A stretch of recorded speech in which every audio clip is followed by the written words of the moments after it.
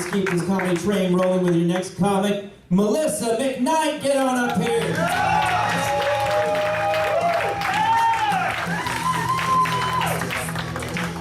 Hello, everyone. Don't I look darling in my petticoat? Yes. It's all an illusion. I'm a cynical little shit. And if I had my way, I'd be passing out pimp slaps every day. My name is Melissa Grace McKnight. It's my middle name. I live up to it most of the time until someone pisses me off. I gotta say, you know, I've been out of college for 5 years and it's been a real eye-opener. I don't know how all these adults for all these generations have just been like dealing with this shit. Like, it sucks. I am the stereotypical disgruntled government worker. I work in a certain call center and I have a certain greeting that I have to say every time, and a lot of the time people are like, "Oh my God, are you a robot?" Or they're like, "Fuck the mayor." I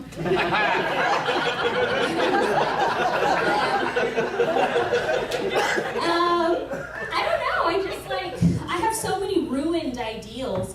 I almost think that my parents, my pastors, and my teachers were probably fucking lying to me my whole life. Because no one gives a damn about justice. No one gives a damn about your natural inclinations or how to use them or how to be a good person. At my job, I'm a fucking number, and I'm just supposed to sit down and shut the fuck up, take orders, you know? I'm getting pretty good at it. When my supervisor comes around to put his thumb in our ass, I just grab my ankles now. I used to fight at first, but let me tell you, being a black woman, they don't take the fighting too well. Let me tell ya. Speaking of, life is suffering, to quote some of the tenets of Buddhism, it really is suffering. And I know I'm not the only person that suffers. I know we all do. We all have our cross to bear. But I tell you what, it's a never-ending joke. It's a joke. It's on all of us. The joke's on us, okay? The punchline for me, however, definitely has more to do with, again, being a black woman. They're the punchlines that never, ever end, let me tell you. Like, my family moved here when I was 9 years old from Miami, Florida. So in Miami, it was all like, Guantanamera, Guajira, Guantanamera, like salsa and polyglot. I mean, it was beautiful. Palm trees, nudity, whatever. We come to Tulsa and people are just like, "Can you get a suntan? Why are your gums brown?" I don't know, because I'm all brown, you fucking idiot. Why is it so hard to understand? I retain the traits of the prototypical human beings. My ancestors are all of your ancestors. It's a fact that we all came from Africa. Like, what's the big damn deal? It's not like black people just showed up in America like 10 years ago. We've been here since before we were a fucking country. I just don't get it. But you gotta forgive them because they know not what they do, right? That's my MO anyway. Let me look at my little cheat sheet here. So yeah, back to having jobs that you hate. People tell me a lot, like they're just like, "Calm down, you're not the only one. This has happened to all of us." And honestly, that bullshit explanation sounds to me a little bit like female genital mutilation. Do you guys know about this? You know about this? Like, it happens on the continent of Africa in various cultures, various tribes. I once dated a guy who went to the Peace Corps and it didn't work out. Let me tell you. He told me that the girls, before they have their clitorises cut off, like, they're scared, they're sad. They don't want to lose their clitoris. Like, do you want to lose the power to have an orgasm in just a few seconds? I don't.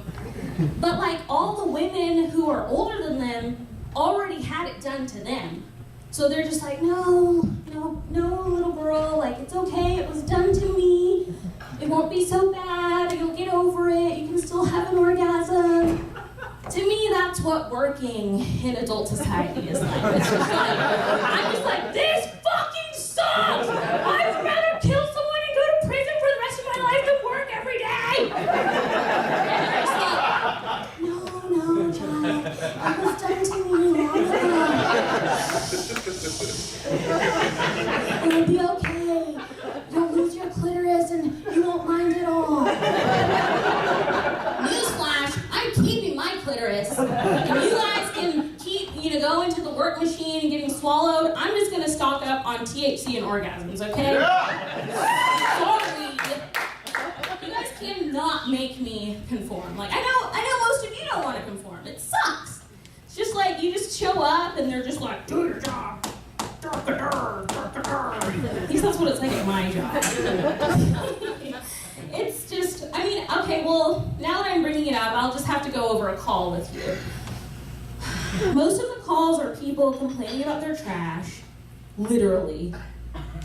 They're like, oh my God, I live in South Tucson, and we don't appreciate trash in the streets! And I'm just like, okay. Well, I'm going to enter this complaint for you, and we'll be out in the next 24 hours, and the trash will be gone. No problem. Like, just calm down. It's okay.